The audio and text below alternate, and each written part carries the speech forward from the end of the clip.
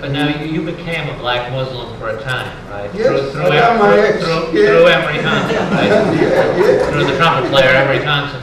But I assume that stemmed from exactly the same, from the teachings of self-determination and I was, when I heard Jimmy, that was the guy that was talking now.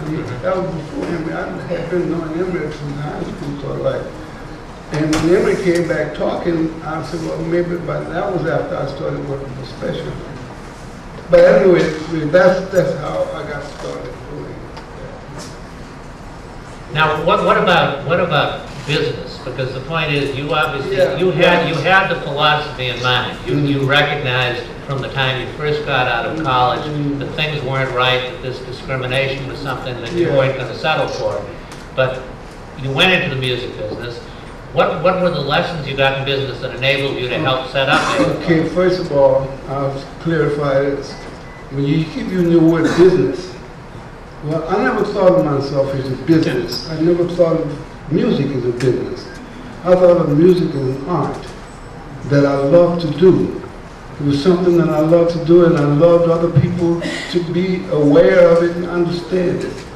So the business aspect of it not really didn't sink in. That's why I'm broke now. The best proof is it didn't sink in anymore.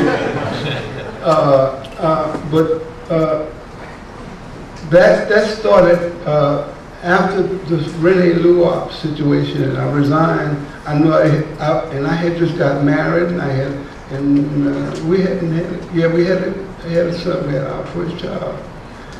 So I don't have a job now. And I went out by Ellis Marcellus's house, and he and a drummer named Edward Blackwell were out there rehearsing on something. But they were planning to go to Los Angeles. Well, what had happened was Ornette Coleman had got stranded down here in New Orleans for about 3 years. He got to know some people around, and he really loved Blackwell as a drummer. And he had sent Edward Blackwell a ticket to come to Los Angeles. Well, Blackwell blew the ticket money, you know, and that's when I found out they were going to Los Angeles. So they knew I had a car. I didn't think about that.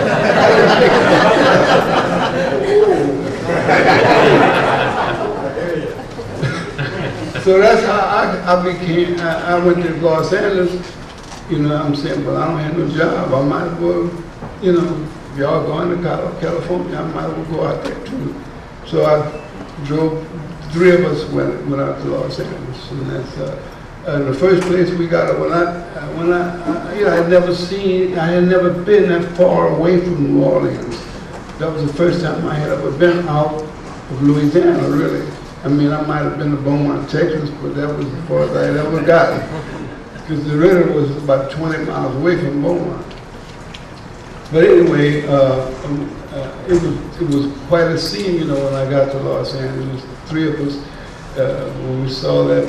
And I drove into Los Angeles in the morning during rush hour on those giant freeways. I had never been on a freeway. So it was quite an experience to see that this is the world. So that's when we got out to Los Angeles. And now Ornette was working as an elevator operator at the time. Right? Yeah, he was working as a freight operator in one of the downtown stores. He was working as a freight operator. But working on his music while he was riding the elevator. He had his saxophone down and he was practicing the freight elevator.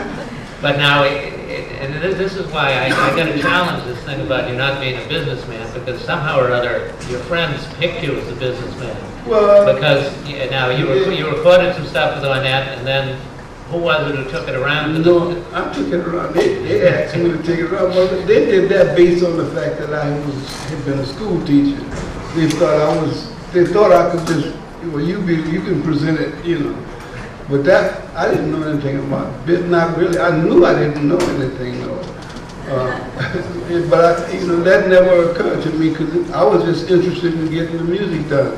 And I found out step by step what you do. I began to learn something about music once I found a cat named Bumps Blackwell, and he got introduced to that, and they wanted to hire me to come back to New Orleans and scout talent and all that stuff like that. And then this was at Specialty Records, where you took Janie, the son, the Annette Coleman son. Yeah. That was your introduction. Yeah, after we went, me and Arnett and Blackwell, Ellis had left and came back to New Orleans. He had to come back to help his daddy do something. So we did a demo, and they selected me to go out in Hollywood and shop it around and see what I could do. And most places I went, I didn't know how to get in, I didn't know whatever. So when I found out Bumps was at Specialty, I said, I'm going to go over there, you know, somebody might know who, you know. And no joke, Bumps, he didn't really know me. He thought he knew me because my name was Battiste. That's a common name. He might have had to know somebody because he used to be the one to come to New Orleans to record all of like Little Richard and all people that were recording on Specialty Records. Bumps would come to New Orleans and knew everybody. So he thought he knew me too. And so he and I hit it off, and you know, and he wanted me to come back. So my deal was that if they let me record a jazz record, I'd come back to New Orleans. That was what's supposed to happen. Oh yeah, man, you can do that, you can do that, you know, that kind of thing. So I told Edward and them, and we got our stuff together. My wife and kid was out to Los Angeles then. So I brought my little boy, but he was once been about 1 or 2 years old, brought him back to New Orleans, and we came back and I started doing work for Specialty. Well, now, and you told me that now you learned that from our group. Now, our group was it's still alive and a brilliant guy, tough businessman, and you said you learned some, you know, business lessons from Art, and I think he was very.